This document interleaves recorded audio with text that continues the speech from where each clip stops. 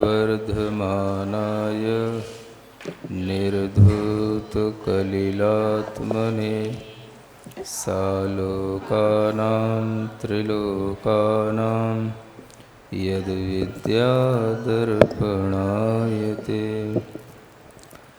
आचार्य समंतभद्र महाराज विरचित रत्नकर्ण श्रावकाचार ग्रंथ का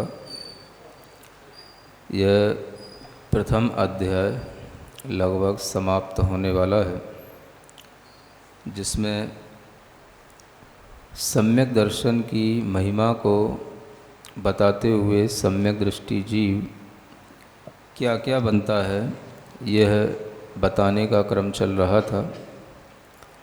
कल आप लोगों को बताया भी था कि सम्यक दृष्टि जीव ही मनुष्यों में श्रेष्ठ मनुष्य बनते हैं, सम्यक दृष्टि जीव ही देवों में अहमेंद्र आदि इंद्र आदि पदों को प्राप्त करते हैं, सम्यक दृष्टि जीव ही उन देवों के सुख को भोगने के बाद में जब पुनः मनुष्य जन्म प्राप्त करते हैं तो चक्रवर्ती आदि पदों की भी प्राप्ति करते हैं। उसी चक्रवर्ती पद की महिमा का सम्यक दर्शन के माध्यम से प्राप्त होना इस श्लोक में आगे आर्या छंद के माध्यम से बताया जा रहा है। नवनिधि सप्तद्वयरत् नाधीशा सर्वभूमिपतियश्चक्रम्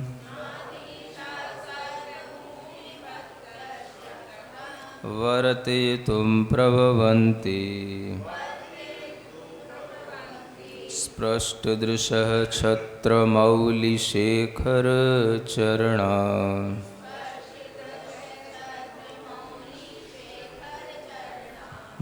पढ़ो एक बार।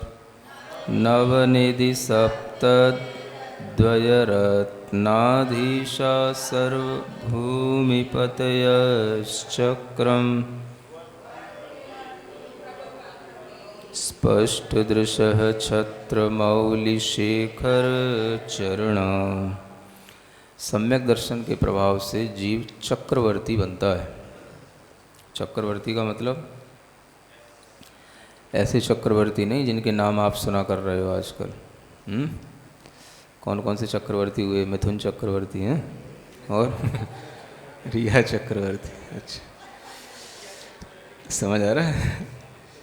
ये केवल नाम के चक्रवर्ती हैं, है ना। काम के चक्रवर्ती कैसे होते हैं वो यहाँ बताया जा रहा है। नवनिधियाँ, जिनके पास में 9 निधियाँ होती हैं। सप्तद्वय माने 14 रत्नों का चक्र माने समूह होता है।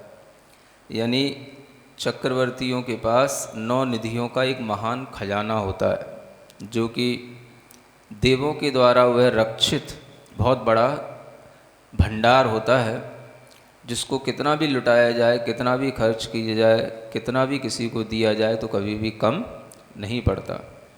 ऐसी 9 निधियाँ काल, महाकाल आदि के नाम से आपको पहले पार्श्व पुराण सुनाते समय बताई गई थी। उसी को याद रखना।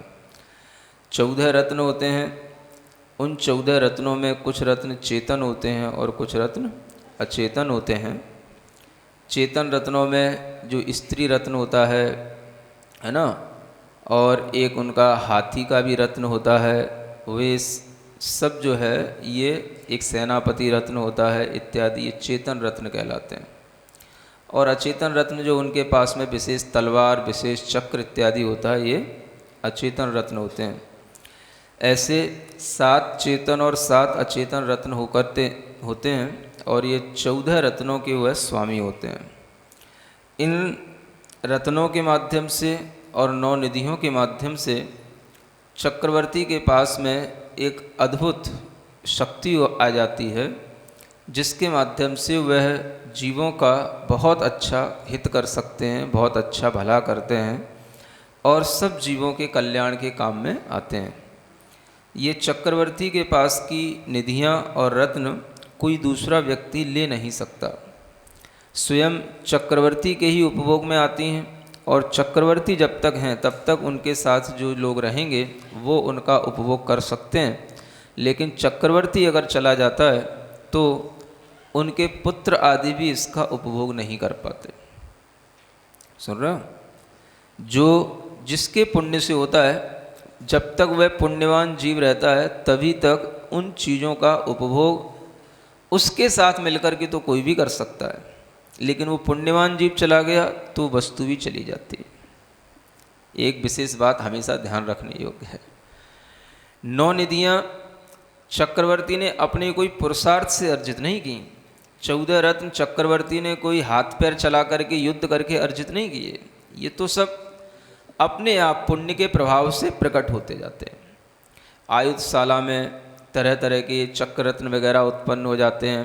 जब वो दिग्विजय यात्रा पर निकलता है तो भी बहुत सारे रत्नों के माध्यम से और भी रत्न मिलते चले जाते हैं। तो ये सब तो जो मुख्य 14 रत्न हैं, 9 निधियाँ हैं, ये सब तो अपने आप देवों के द्वारा उसे प्रदान की गई सामग्रियां हैं जो उसके पुण्य से उसी को प्राप्त होती हैं।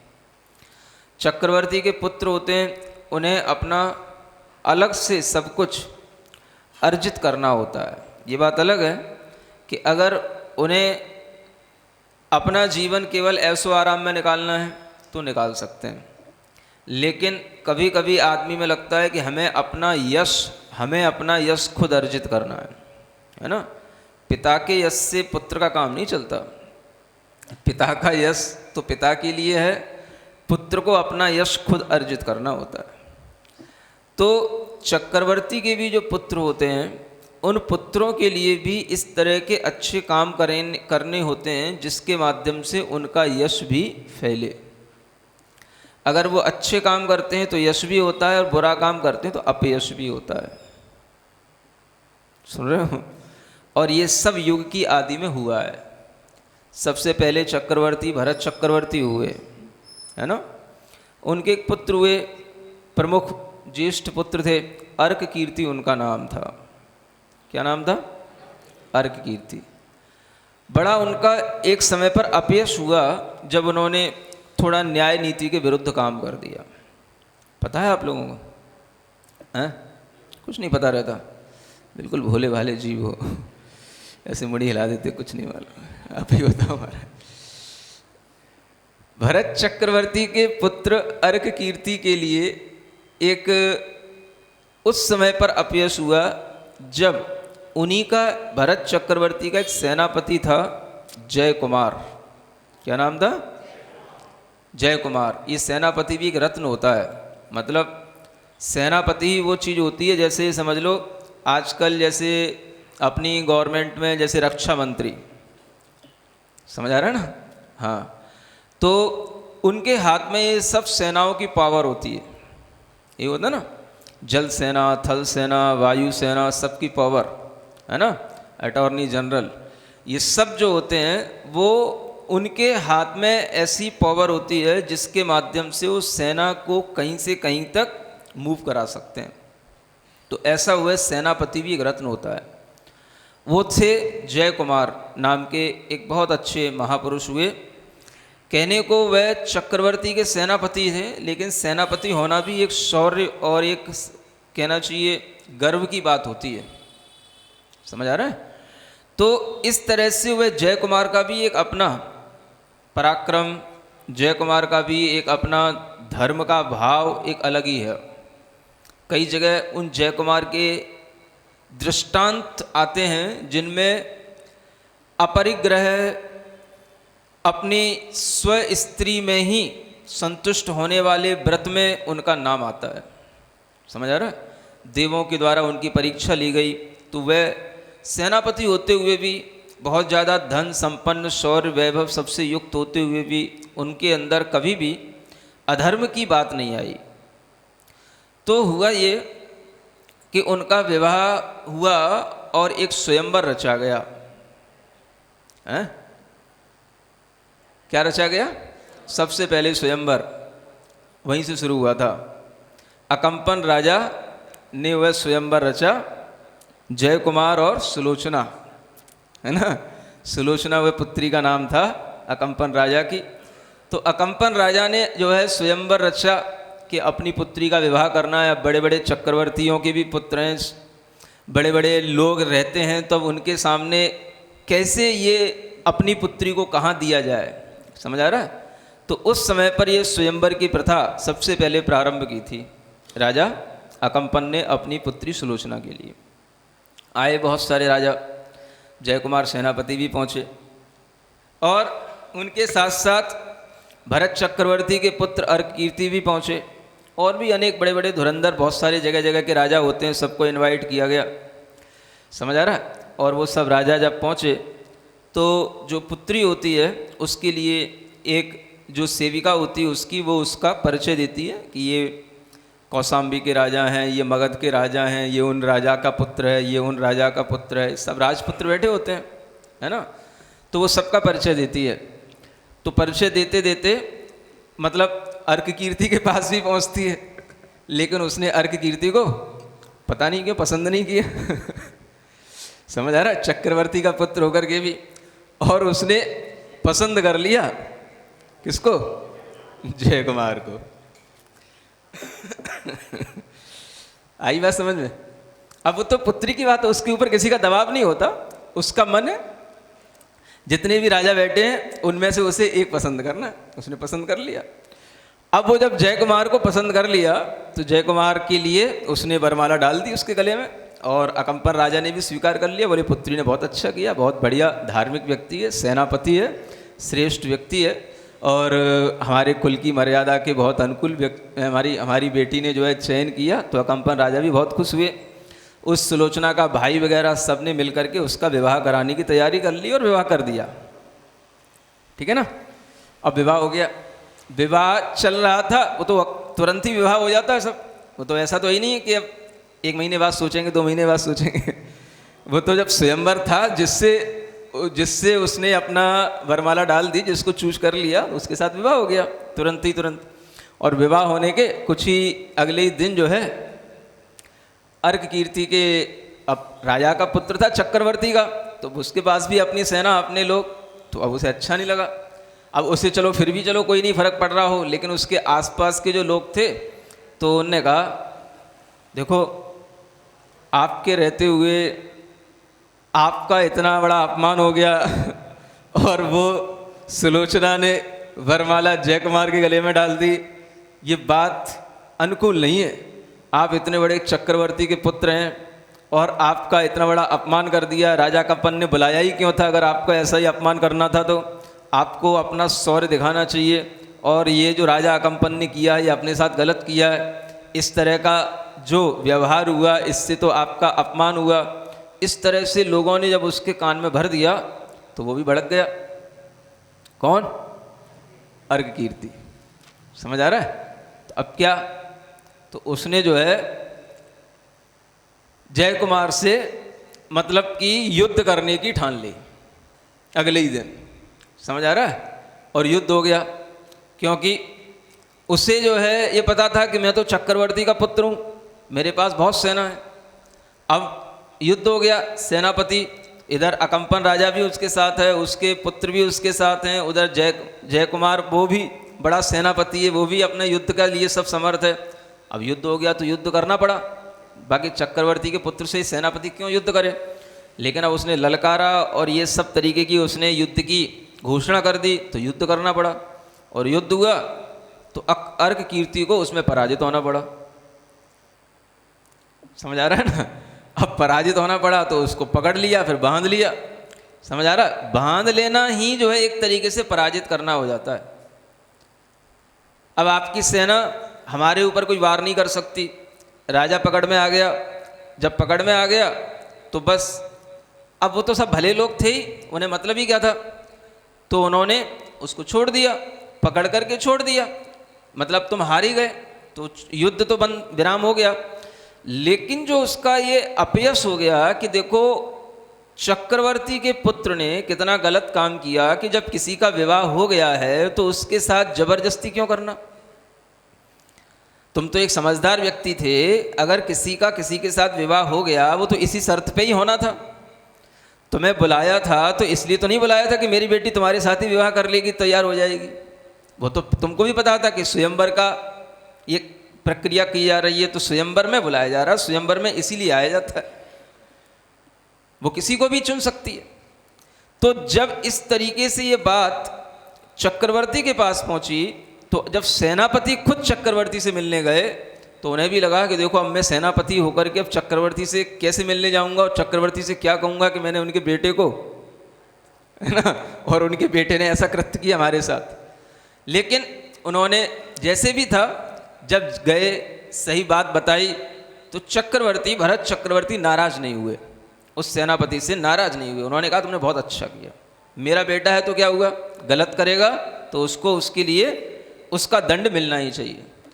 तो इस तरह का एक अपयश युग की आदि में चक्रवर्ती के पुत्र का हो गया। समझ आ रहा है?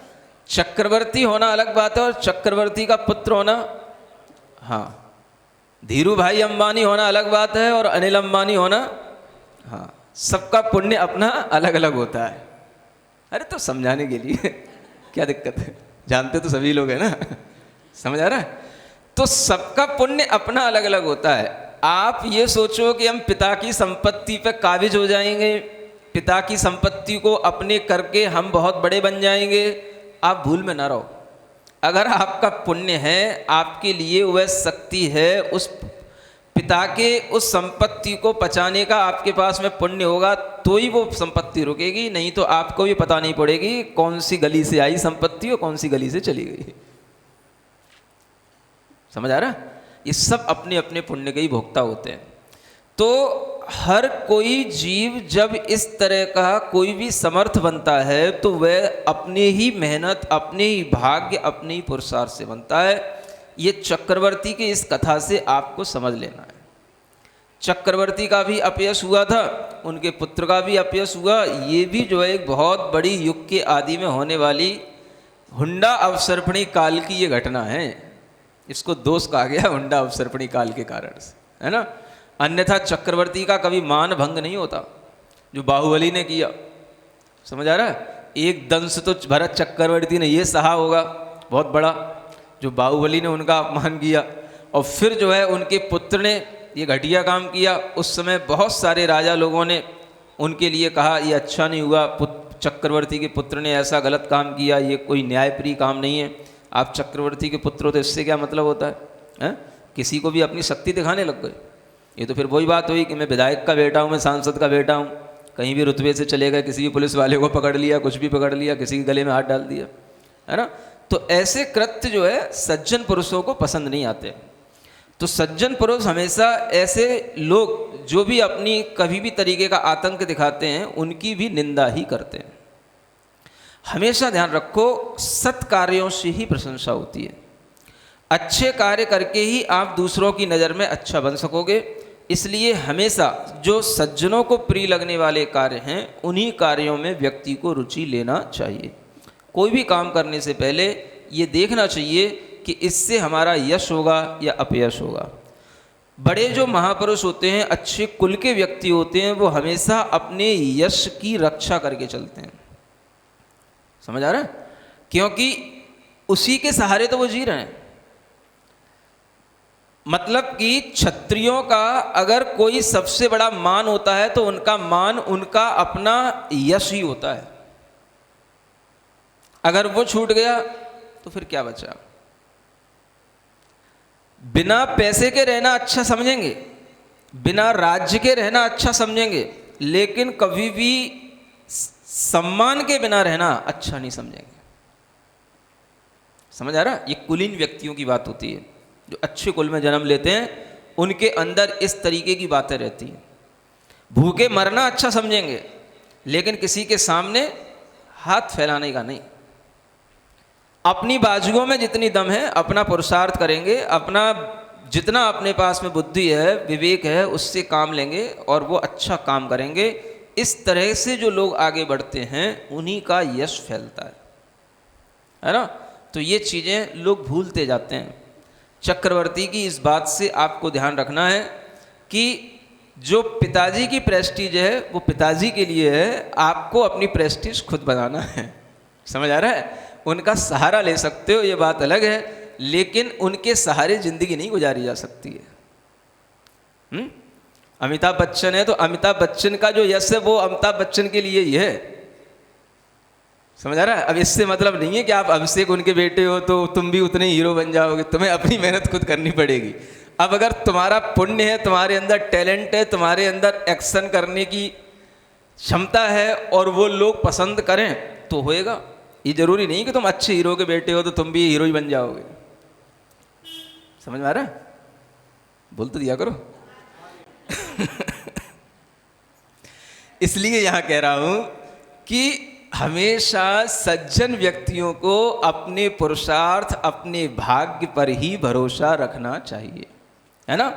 भाग्य के कारण से अगर कम मिले तो भी अच्छा है, लेकिन उसके विपरीत कुछ करके, अनर्गल प्रवृत्तियां करके कुछ भी अर्जित करना अच्छा नहीं समझा जाता। ये हमेशा सज्जन लोगों को ध्यान में रखना चाहिए। तो सज्जन पुरुष हमेशा यश की इच्छा करते हैं और यश को बना करके भी रखते हैं, है ना। क्योंकि बिना यश के, अपमान के सहारे तो जीना, उससे तो अच्छा मर जाना ही अच्छा होता है। तो कई लोग तो इसी कारण से सुसाइड कर लेते हैं। समझ आ रहा है? लेकिन हर व्यक्ति को ये ध्यान में रखना है कि अगर वह अपना यश बनाए रखना चाहता है तो अपने कार्य, अपने भाग्य और अपने पुरुषार्थ से खुद करे, दूसरे पर निर्भर होकर के नहीं। दूसरे से गाइडेंस लेना अलग बात है, लेकिन टोटली उन पर डिपेंड होना अच्छी बात नहीं है। इसलिए यहां बताया जा रहा है कि जो सर्वभूमि पति यश चक्रम, माने सार्वभौमिक स्वामी होते हैं। सर्वभूमि के पति माने जितनी भी ये 6 खंड की भूमि होती है, म्लेच्छ खंड हैं, आर्य खंड हैं, सब मिलाकर के पूरी भरत क्षेत्र के एकमात्र वो राजा होते हैं।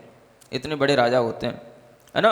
और वो उस राजत्व के साथ रहकर के भी उनके द्वारा धर्म की प्रभावना होती है। वर्ते तुम प्रवंती, स्पष्ट दृश्य। अब देखो उनकी दृष्टि माने उनकी जो श्रद्धा है वो बिल्कुल स्पष्ट रहती है। स्पष्ट माने प्रकट, शुद्ध, प्रत्यक्ष। उनकी श्रद्धा में सब चीजें पड़ी रहती हैं। और छत्र मौली शेखर चरणा, उनके चरणों में बड़े बड़े जो छत्रप राजा होते हैं, छत्र बोलते हैं, छत्री, छत्रप राजा, शिवाजी, मराठा, ऐसे है ना। ये छत्रप राजाओं के जो मुकुट होते हैं, राजाओं के मुकुट होते हैं, मुकुटों में कलगियां लगी रहती हैं, वो कलगियां उनके चरणों को छूती हैं। समझ आ रहा है? उनकी कलगियों की शोभा क्या है? जब उनके चरणों में वो कलगियां लग जाएं। समझ आ रहा है? ऐसे चक्रवर्ती के समक्ष हमेशा राजा उनके चरणों में नम्रीभूत होकर के बैठे रहते हैं। कैसे बैठे रहते हैं? हाँ, कभी देखा आपने? राजसभा लगती है जब चक्रवर्ती बीच में सिंहासन के ऊपर बैठे और बाकी सब राजा नीचे हाथ जोड़ करके बैठे रहेंगे। बस धर्म चर्चा भी होगी, न्याय चर्चा भी होगी, राज्य चर्चा भी होगी, सब सुनेंगे, अपनी एडवाइस भी देंगे, लेकिन सब चक्रवर्ती का विनय करके करेंगे। ये सम्यक दृष्टि जीव को ऐसा वैभव अपने आप धर्म के फल से मिलता है। अर्जित करके कितना करोगे? सिकंदर की तरह दौड़ते जाओगे, दौड़ते जाओगे, दौड़ते जाओगे। समझ आ रहा है? सुख तो एक भी दिन नहीं मिला, बस लूटते गए, लूटते गए, लूटते गए, और एक दिन गिर पड़े कहीं नदी नाले में, मर गए। बस ये सुख जो मिलता है निश्चिंतता का, वो निश्चिंतता का सुख तो धर्म करने से ही मिलेगा। हो सब कुछ और करना कुछ ना हो। क्या कहा? हो सब कुछ और करना कुछ ना हो, बस उसका नाम है सुख। सुख किसे कहते हैं? अच्छी परिभाषा लिख लो। हो सब कुछ, करना कुछ ना, सच्चा सुख। बस मतलब जो आदमी सुखी होगा उसके पास होएगा सब कुछ, लेकिन थारी मारी में पड़ा नहीं रहेगा। वो थारो मारो, थारो मारो मतलब हाँ, राजस्थानी बोलते थारो मारो। वो तेरो है, वो मेरो है, ये भी तेरो, तेरे, तूने मेरो काय को ले लो, तूने मेरो काय को ले लो, तूने तेरे पास रख मेरा मुझे दे। तो ये जो थारो मारो होता रहता है ये जो है तब तक है जब तक अपने पास में सर्व सुख नहीं है। जब आदमी के पास अपना सुख आ जाता है तो फिर से थारी मारी करने की जरूरत नहीं रहती। वो तू ले भी जाएगा तो क्या ले जाएगा, कितना ले जाएगा, ले जा कितना ले जाएगा। अब निधियां हैं, कितनी भी लुटाते रहो, जब मेरी ही निधियां हैं तो तू मेरे से कितना ले जाएगा, ले जा। कभी उसके पास कम नहीं होने वाला है ना। तो इस तरीके का जो भाव आता है, ये भाव ही जो है एक सार्वभौमिक सुख कहलाता है। पूरी भूमि का एकमात्र सुख भोगने वाला वह चक्रवर्ती होता है। ऐसे चक्रवर्ती जीव जो बनते हैं सम्यक दृष्टि जीवी होते हैं, लेकिन उसके साथ भी केवल सम्यक दृष्टि होने से भी नहीं चल जाता। समझ आ रहा है? सम्यक दर्शन के साथ साथ कुछ तप का पुण्य भी अर्जित होना पड़ता है, करना पड़ता है, तब बनते हैं। केवल सम्यक दर्शन से तो कितना सा होएगा, लेकिन सम्यक दर्शन के साथ अगर तप त्याग होएगा तब उसका पुण्य बहुत गुना, कई गुना बढ़ जाता है। समझ आ रहा है?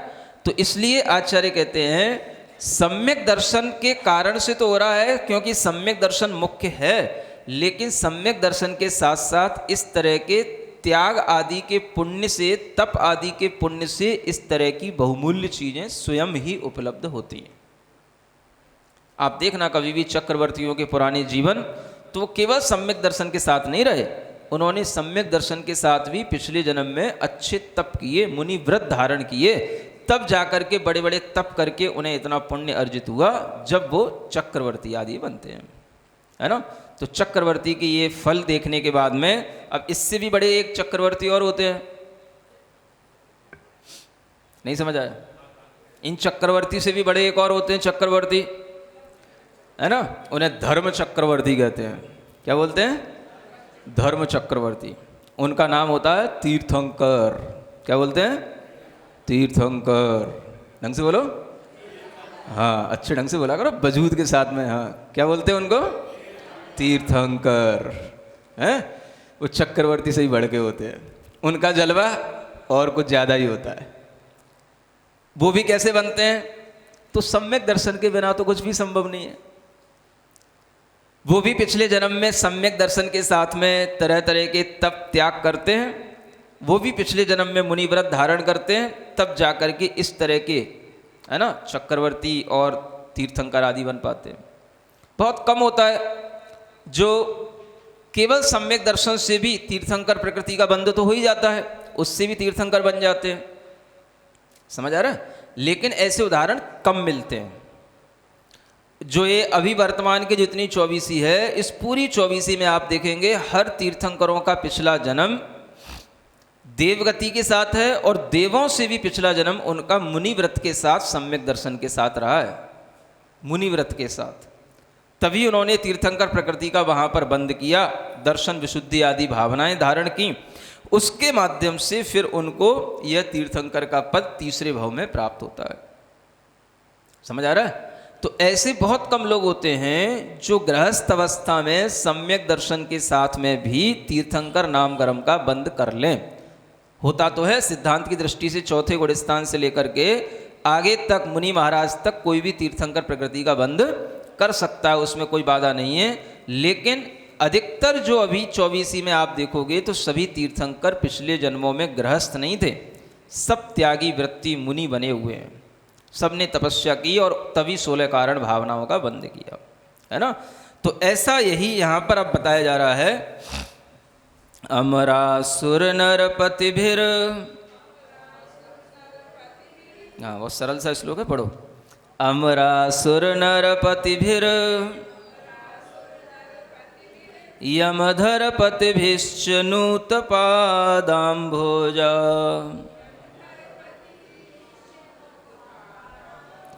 दृष्ट्या सुनिश्चितार्था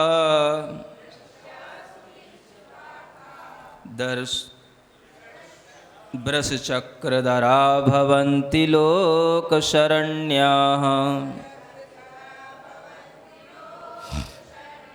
पढ़ें। अमरासुर नरपतिभिर यमधरपतिभिश्च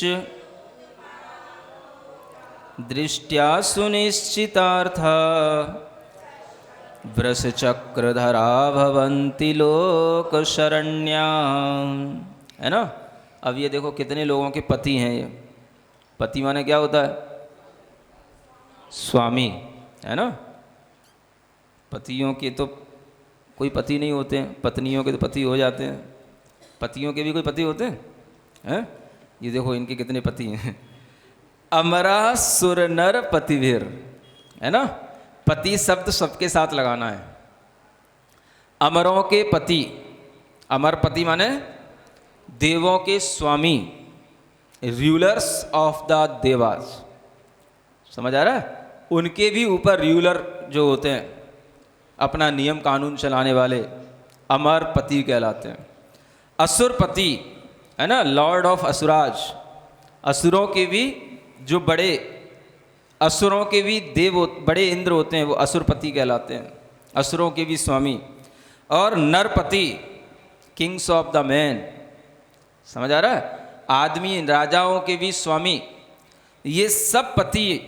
और यमधर पतिवीर, है ना, मतलब कि जो यमधरों का मतलब महाव्रतियों के भी जो स्वामी हैं, ऐसे गणधर आदि, है ना, उनके भी जो स्वामी हैं, उन गणधर आदिकों के द्वारा क्या है? नूत पादाम भोजा, जिनके चरण कमल, नूत माने होता है स्तुति को प्राप्त है।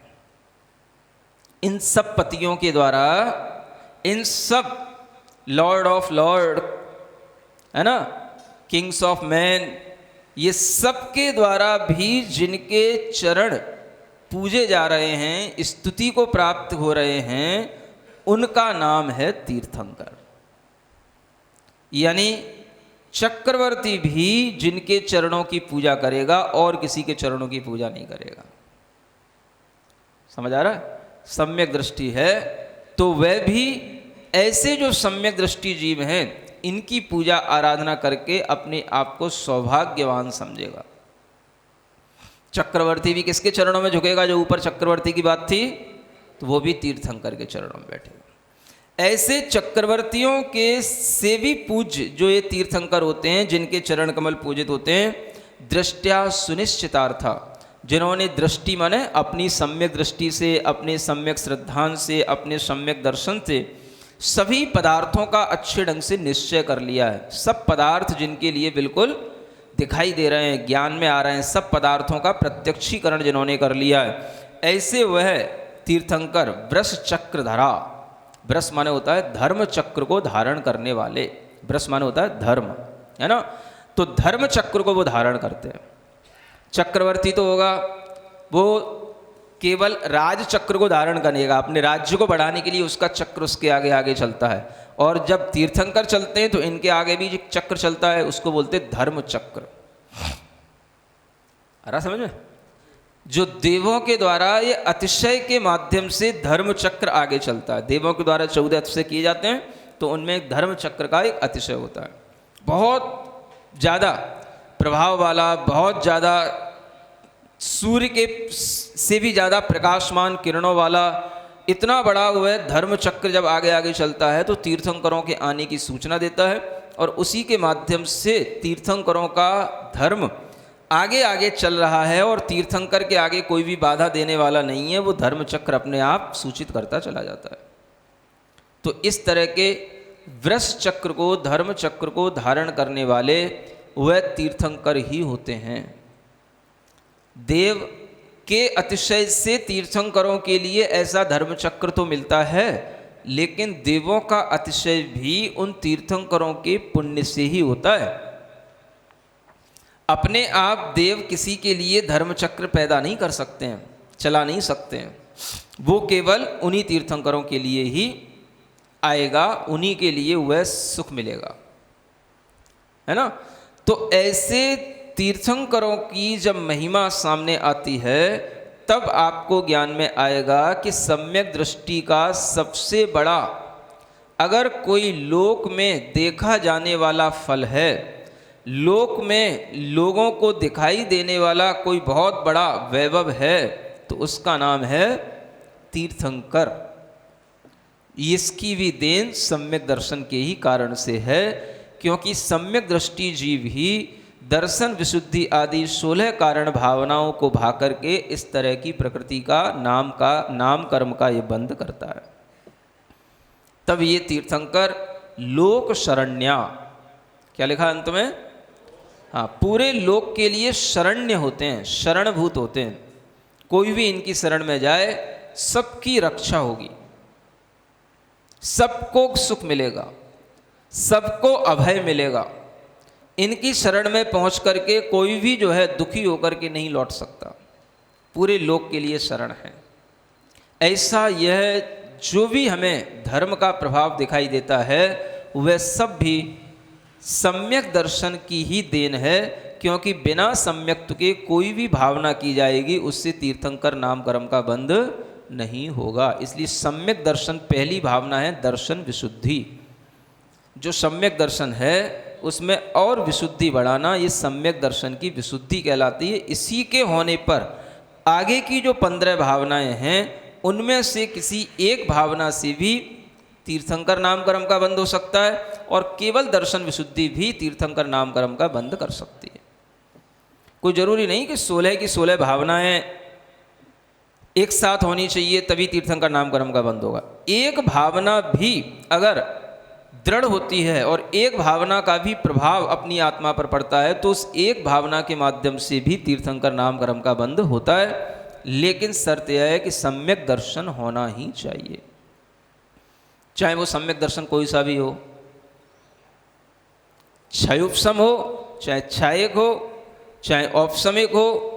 हर सम्यक दर्शन के साथ में ये तीर्थंकर प्रकृति का बंध हो सकता है। लेकिन वह क्षयोपशम या क्षायक सम्यक दृष्टि भी यदि करता है तो उसके लिए भी आचार्य कहते हैं उसे केवली या श्रुत केवली के पाद मूल का सानिध्य मिलना चाहिए।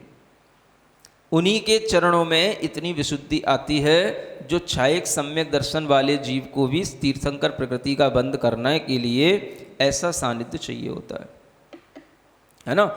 तो इस तरह की परिणतियाँ जिन जीवों में आती हैं वो जीव इस तरह से फल को प्राप्त होते हैं। अंत में ये तो सब हमने दिखाए आपको लौकिक फल, है ना, जो बाहर देखने में आ रहा है, लेकिन वास्तव में जो सिद्धों का सुख है, जो मोक्ष का सुख है, वह मोक्ष का सुख भी इसी सम्यक दर्शन की देन है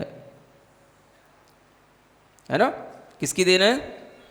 अब यहां पर आप ये भी अपने आप समझ लेना कि केवल सम्यक दर्शन की देन नहीं, केवल सम्यक्त्व की देन नहीं है, नहीं तो फिर सबको सम्यक दर्शन से ही मोक्ष हो जाएगा। समझ आ रहा है?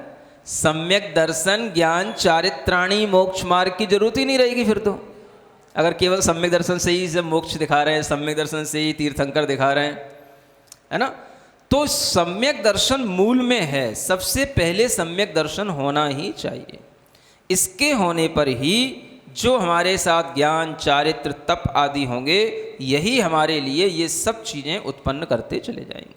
तो यहाँ ये जानना कि सम्यक दर्शन तो बेसिक चीज़ है, इसके बिना कोई भी चीज़ें उन्नति को प्राप्त नहीं होती हैं। इसलिए सम्यक दर्शन की महिमा के साथ लिखा हुआ है। लेकिन मोक्ष केवल सम्यक दर्शन से नहीं मिलता, मोक्ष तो सम्यक दर्शन ज्ञान चारित्र तीनों के एकाग्र एक रूप रत्नत्रय मार्ग से प्राप्त होता है ना।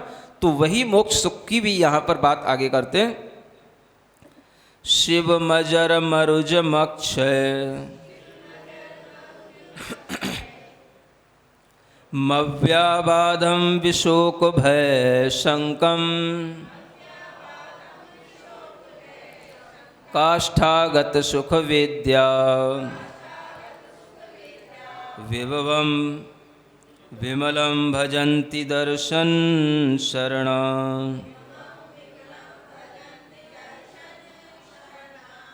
पढ़ो एक बार।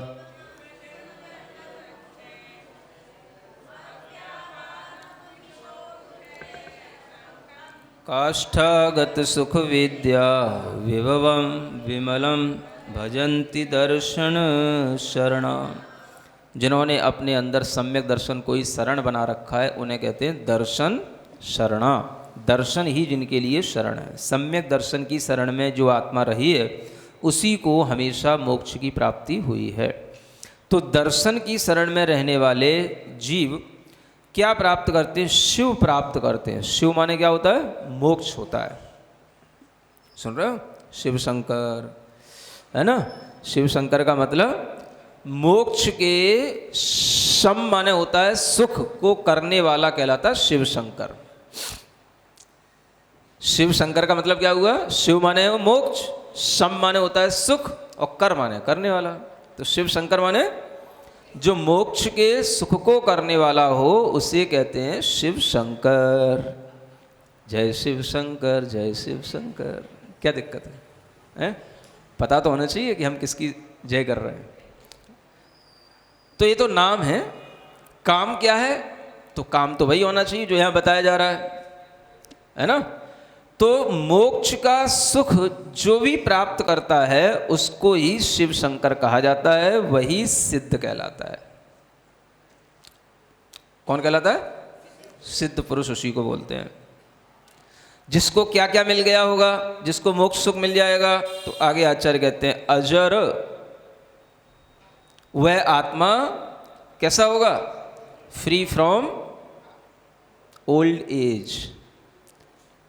अजर का मतलब क्या हो गया? जिसको कभी बुढ़ापा ना आए, है ना, जिसकी एज कभी ओल्ड एज ना हो, जो एज है जैसी थी वैसी दिखाई दे।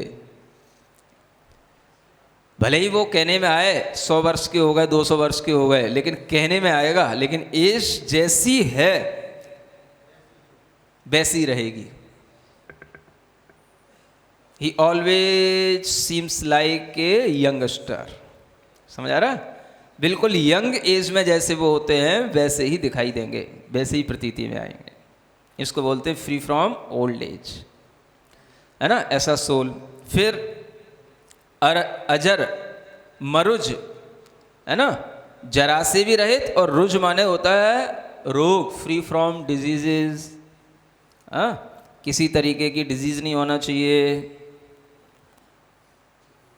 पेचिस, हैजा, dengue, malaria, corona, TB, diabetes, स्पॉन्डाइटिस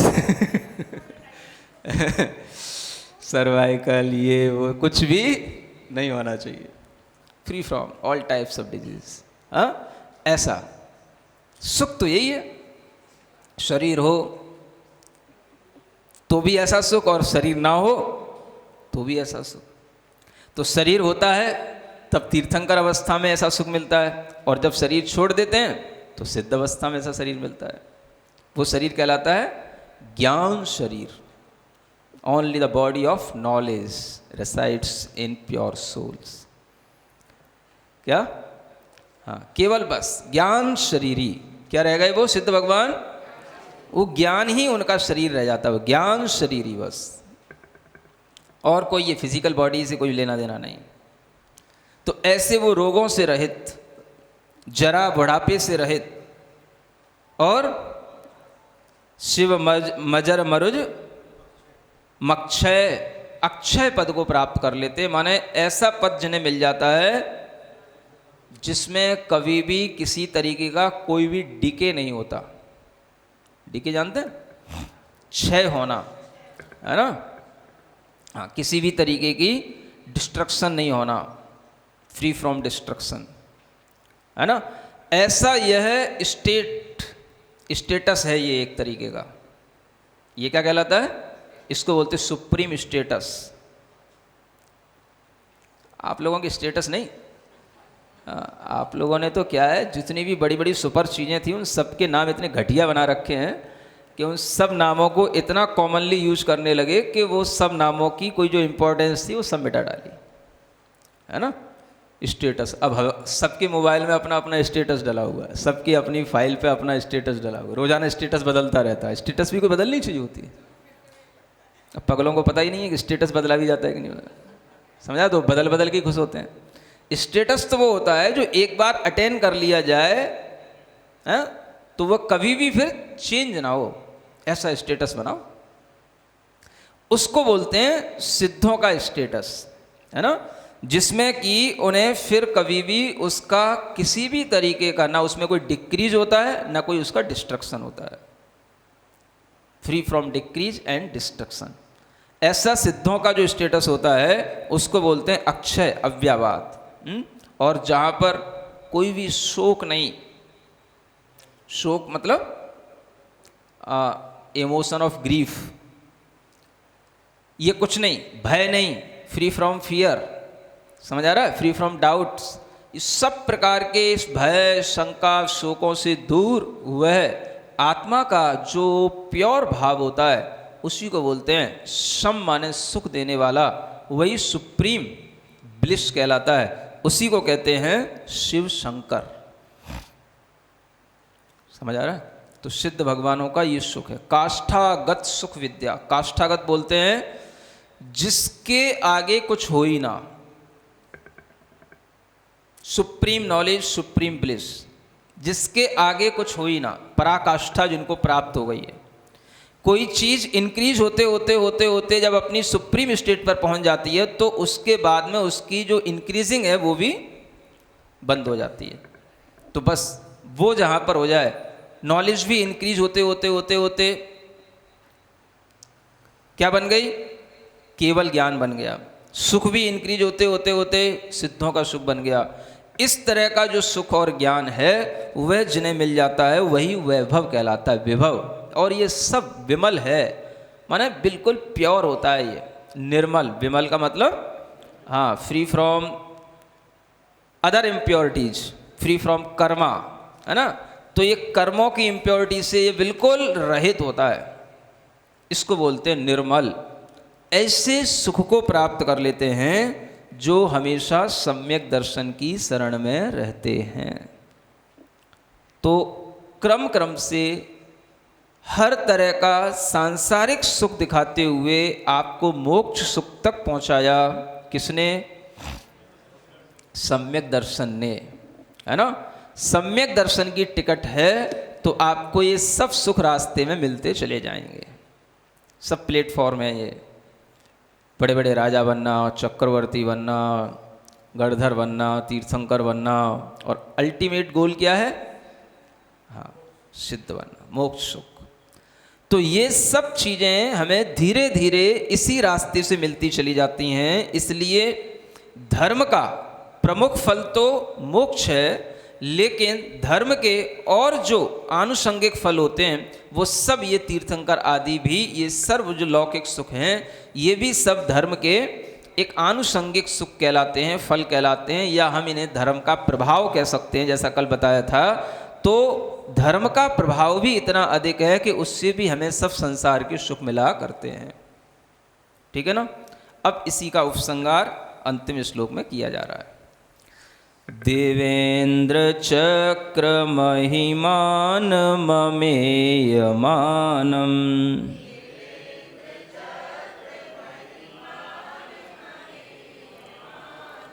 Rajendra चक्र मधरीकृत, राजेंद्र चक्रमवनीन्द्र शिरोर्चनीयम्,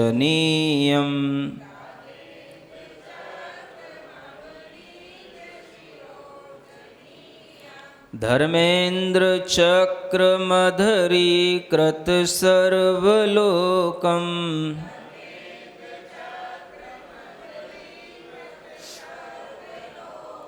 लब्ध्वा शिवं च जिन भक्तिरूपैति भव्यः।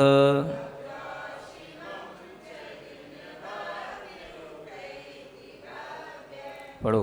देवेंद्र चक्र महिमान ममेय, राजेंद्र चक्रमवनीन्द्र, धर्मेंद्र चक्रमधरीकृत, लब्ध्वा शिवं च जिन भक्तिरूपैति। हाँ देखो, अंतिम लाइन में क्या लिखते हैं? लब्ध्वा माने प्राप्त करके, शिवम च, है ना, शिव को, उपैति माने प्राप्त कर लेता है, भव्य जीव, लेकिन उस भव्य जीव का एक ही विशेषण दिया है, जिन भक्ति। भव्य का एक दूसरा नाम क्या बन गया? जिन भक्ति। बस सम्यक दर्शन किसे कहते हैं? अब तो सीख लो, पूरा सम्यक दर्शन का प्रकरण पूरा हो गया। कितने किलो पसीना निकल गया होगा, इतना तो सीख लो। अरे इतना लंबा भी बोलने की कोई ज़रूरत नहीं है। देव शास्त्र गुरु का श्रद्धान करना है, इतना सिंपल सा बोलना सीखो जो यहाँ लिखा है। समझ आ रहा है? कल भी वही शब्द आया था, जिनेन्द्र भक्त, और आज भी एक शब्द आ रहा है, जिन भक्ति। बस समझ आ रहा है? हाँ, जिसके पास में ये है वो ज्ञानी है, और जिसको इसका ज्ञान नहीं है वो महामूर्ख है। बस इतना सा सीख लो। बस लास्ट है, और लास्ट लाइन है सम्यक दर्शन की। इसके बाद फिर सम्यक दर्शन नहीं मिलेगा, फिर तो ज्ञान और चारित्र की बातें आने वाली हैं। लास्ट श्लोक नंबर 41 और लास्ट लाइन जिसमें लिखा हुआ है, वह भव्य जीव जो जिन भक्ति रखने वाला हो, बस वो सब ये चीजें प्राप्त करेगा। कौन सी चीजें? देवेंद्र चक्र, माने देवेंद्रों का समूह प्राप्त करेगा, है ना। जिसमें क्या कर लिया होगा? महिमानम अमेय मानम, उसकी महिमा जो अपरिमित महिमा होती है देवेंद्रों की, इंद्रों की, वो सब महिमा उसको प्राप्त होती है। किसको? जिन भक्ति करने वाले को। इतना ही मुंह से निकालो, गुस्सा मत दिलाओ मुझे। क्या बोलना? हाँ, अब कम से कम मेरे गुस्से से तो डरो, कम से कम इतना भी नहीं करो। ये सब देवेंद्रों की सभी महिमा किसको प्राप्त होगी? जिन भक्ति करने वालों को। सम्यक दर्शन का मतलब जिन भक्ति करना। सम्यक दर्शन का मतलब, सम्यक दर्शन का मतलब, सम्यक दृष्टि कौन? जो जिनेन्द्र भगवान की, जिन भगवान की भक्ति करता है, उस सम्यक दृष्टि कौन? इतना ही सीख लो, मूर्खों से ज्ञानी बन जाओगे तुम। हाँ, अगर इतना नहीं सीखे तो मूर्ख ही रहोगे। समझ आ रहा है? कुछ कहने की जरूरत नहीं है। और जो कोई तुम्हें इसके अलावा कुछ सिखाए, उसके हाथ जोड़ना, परमेश्वर तू जा, मुझे कुछ नहीं सीखना इस पंचम काल में, मैंने जो सीखना था सीख लिया बस। समझ आ रहा है? सम्यक दर्शन किसे कहते हैं? सम्यक दर्शन किसे कहते हैं? जो जिन भक्ति करता हो। तुम लोग नहीं सुधरोगे। सम्यक दर्शन किसे कहते हैं? जिसके अंदर, बोलो बोलो, जिन भक्ति हो। अरे उसी शब्दों को तो बोलो, जिसके अंदर सम्यक दृष्टि कौन होगा? जो जिन भक्ति करता हो या जिनेन्द्र भगवान का भक्त हो। इसके अलावा कोई दूसरी चीज मुंह से निकालना मत मेरे सामने। हाँ, मेरे कोप का भाजन बन जाओगे तुम लोग। समझ आ रहा है? हाँ, बस इतना ही सुनना चाहता हूं मैं। ना हमें कोई कुछ नहीं सुनना। और ये है तो सब है, और ये नहीं है तो कुछ भी नहीं है। समझ आ रहा है? बाकी सब चीजें, देव शास्त्र, गुरु, तत्व, श्रद्धा, स्वानुभूति, सब बकवास, सब बात की बातें। अगर ये नहीं है तो सब बकवास है। समझ आ रहा है? तत्व की श्रद्धा रखने वाले भगवान की भक्ति ना करें, बकवास, कुछ मतलब नहीं। सबसे पहले क्या होनी चाहिए? जिन भक्ति। इतना सीख लो, इसलिए कह रहा हूं। जिस जिन भक्ति से ही आपको यहां सब मोक्ष सुख तक दिखाया जा रहा है। मोक्ष सुख पैदा करने वाली कौन सी चीज है? बस आनंद में रहो, भगवान की भक्ति करो, कोई चिंता की बात नहीं। सब तत्वों का श्रद्धान तुम्हारे गले के अंदर अपने आप पहुंचेगा, हृदय के अंदर अपने आप समा जाएगा, चिंता की बात नहीं। ज़्यादा कुछ पढ़ने की ज़रूरत नहीं, कोई तुम्हें स्वानुभूति करने की ज़रूरत नहीं, कोई तुम्हें आत्मानुभव करने की ज़रूरत नहीं। सिर्फ क्या करने की? जिन भक्ति। बस जितनी अच्छी से अच्छी तुम भगवान की भक्ति करोगे, तुम्हें सब मिलेगा, लौकिक सुख भी और अलौकिक सुख भी। इसलिए कहा जा रहा है देवेंद्रों का समूह कौन प्राप्त करता है? जिन भक्त।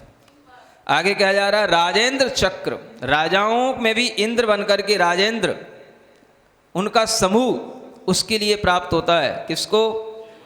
जिन भक्त को। राजेंद्र चक्र मवनीन्द्र शिरोर्चिनीयम, जिसके सिरों के माध्यम से, माने अन्य इंद्र राजाओं के सिर भी जिसके लिए, जिसके चरणों की अर्चना करते हो, अवनीन्द्र शिरोर्चिनीयम। और धर्मेंद्र चक्र, धर्म चक्रवर्ती बनोगे। किससे? जिन भक्ति से। जो भी धर्म के तीर्थंकर बने, जिनके आगे धर्म चक्र चल रहा है, उनने पहले क्या किया? बस यही किया उनने। पिछले जन्म में क्या किया? उससे भी पिछले जन्म में क्या किया? बस, और कुछ नहीं किया। ये किया, उसके बाद जो कुछ किया वो सब बोनस है, लेकिन ये पहले किया। मुनि बने तो क्या किया? श्रावक बने तो क्या किया? स्वाध्याय करा तो क्या किया? बस। तत्व श्रद्धा किसका नाम? आत्मानुभूति किसका नाम? बस इतना ही सीख लो। बस ज़्यादा तुमको कुछ आएगा भी नहीं और तुम्हें सीखना भी नहीं चाहिए। हाँ, बस इतना ही सीख लो। आचार्य समंतभद्र महाराज को अपना सर्वस्व अर्पित कर दो। बोले तुम जानो, तुम्हारा काम जाने। आपके कहने से मैंने जिन भक्ति करना सीख ली, अब मेरा कल्याण तो इसी से हो जाएगा। बस अब आप कर देना, बस सब मिल रहा है।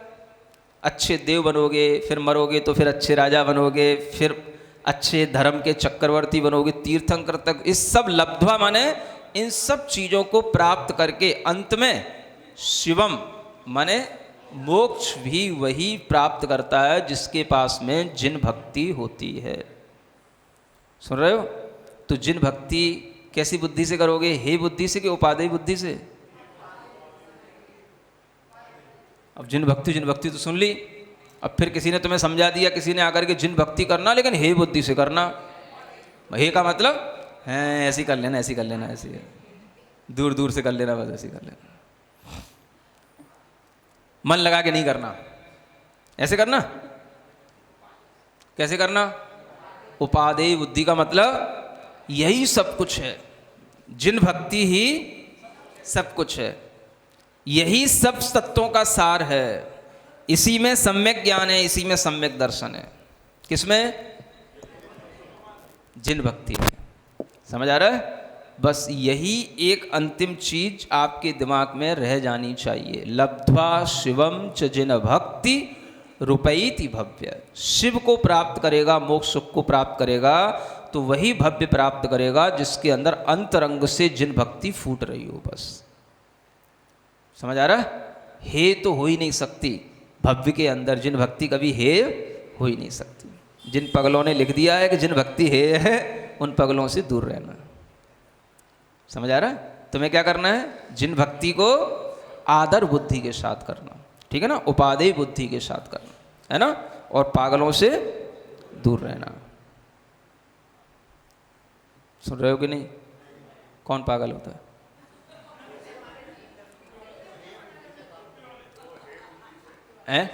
जो जिन भक्ति को कहें हे है, दूर दूर से कर लो, इससे कुछ नहीं होता, ये तो अनंत काल से करते आए, है ना?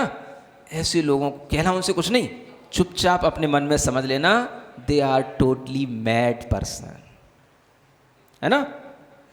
सो कीप साइलेंस और अपने काम में लग जाना। क्या करना? जिनेंद्र भगवान की भक्ति करना। नमो अरहंताड़म ओम अरहम नमः ओम अरहम नमः ओम अरहम नमः। बोलो महावीर भगवान की जयकारा गुरुदेव का।